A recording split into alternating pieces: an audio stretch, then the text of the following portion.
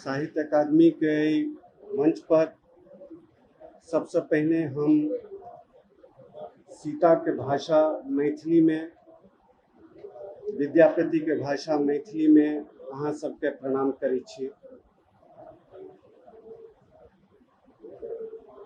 हम आभारी छी साहित्य अकादमी के प्रति, साहित्य अकादमी पूर्व अध्यक्ष श्री चंद्रशेखर कंबार जी के प्रति, कियाक तऽ हमरा देल गेल तामपत्र में से हुनक दस्तखत से देखल अछि।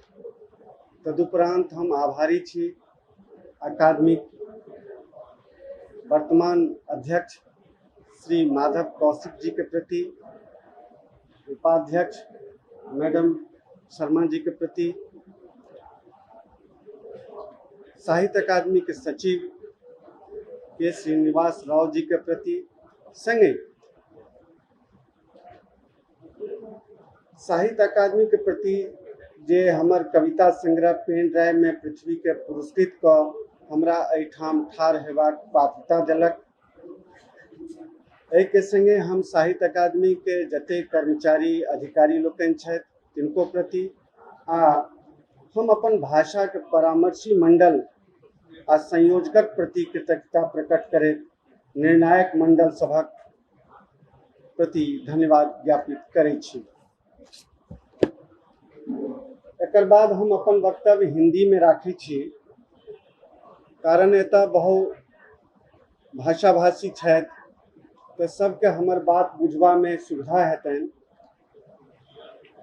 महोदया, इस समय जब मैं यहाँ आप सभी के समक्ष खड़ा हूँ, ठीक उसी समय में रूस के अनेक बम गोले यूक्रेन के विभिन्न नगर शहर में गिर रहे होंगे।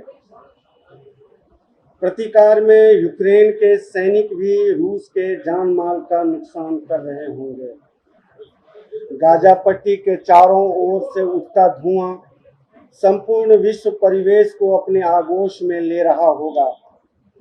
आर्मेनिया और अजरबैजान के सैनिक नारदोस काराबाग की पहाड़ी को सबसे बड़ा शमशान बनाने पर तुले हुए हैं।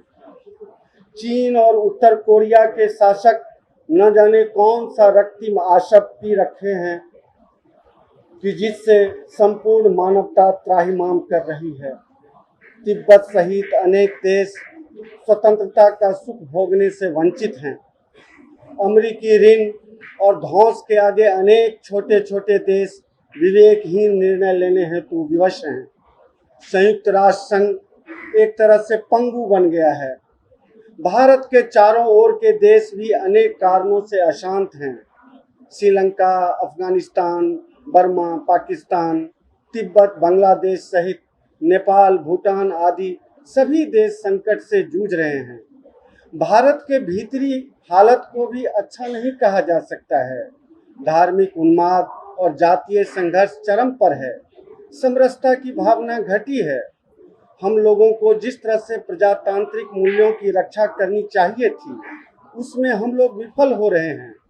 वर्तमान शिक्षा पद्धति से आविष्कार कम और बेरोजगार अधिक नजर आ रहे हैं।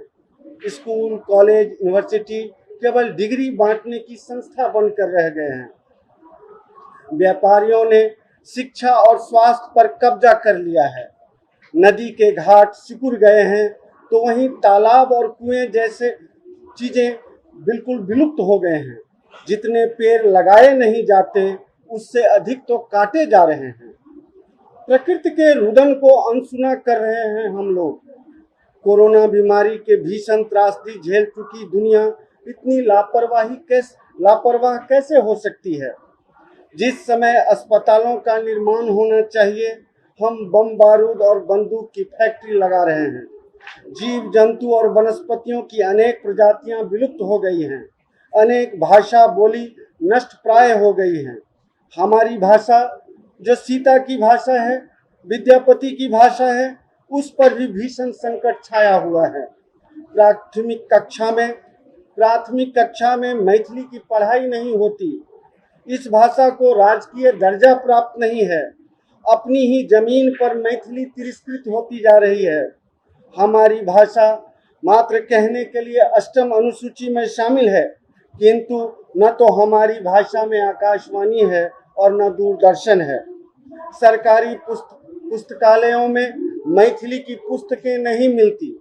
विज्ञापन के अभाव में मैथिली की पत्र पत्रिकाएं 8-8 आंसू रोते हुए अंततः बंद हो जाती हैं।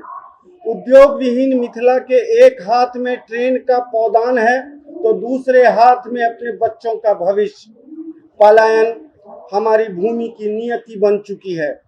इस सब के बावजूद मैथिली के साहित्यकार अपना पेट काटकर पुस्तक छपवा रहे हैं। हमारी भाषा में साहित्य की समृद्ध परंपरा रही है। सांस्कृतिक रूप से भी हमारी भाषा भूमि सबल रही है। लेखन और प्रकाशन हमारी आदिम परंपरा है जो कभी नष्ट नहीं होगी। विपरीत परिस्थितियों को अनुकूल स्थिति में ढालने के लिए संघर्ष करना हमारी आदत है, जीवनचर्या का हिस्सा है।